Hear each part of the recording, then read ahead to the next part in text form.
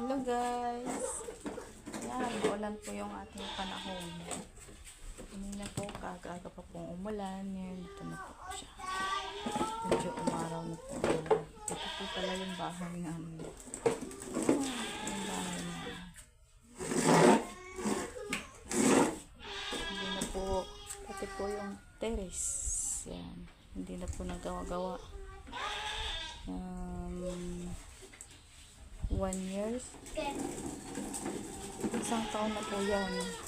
Ganyan pa po yung tsura niya. Alam ko kasi pambili.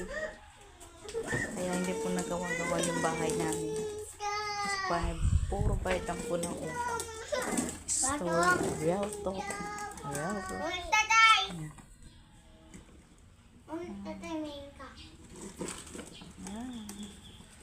May washing po ako sila. Dahil lang ating akin yung Ito yung suotin mo. washing po sila. Akin, Kaya nandito yan. nagpupusin po. Hindi ano akin. Yan po yung kusina namin. Lutuan namin. Sira po. Yan.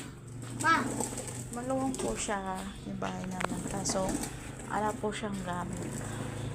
Ayan.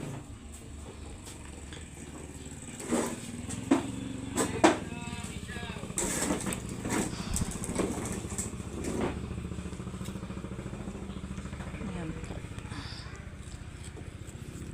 Tataas naman po yung views. Kung bibigyan po kami ng mataas na views at makakasahod po ka dito, pwede na po namin papagawa itong bahay nito. Pero hindi po namin sarili to eh.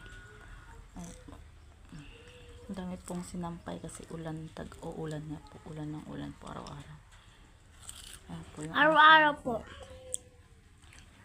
Ba't kumakain ka ng mangga? Diba sabi ko sa'yo bawal yan. Yung tiyan mo na naman sa sakit. Thank you. Ma,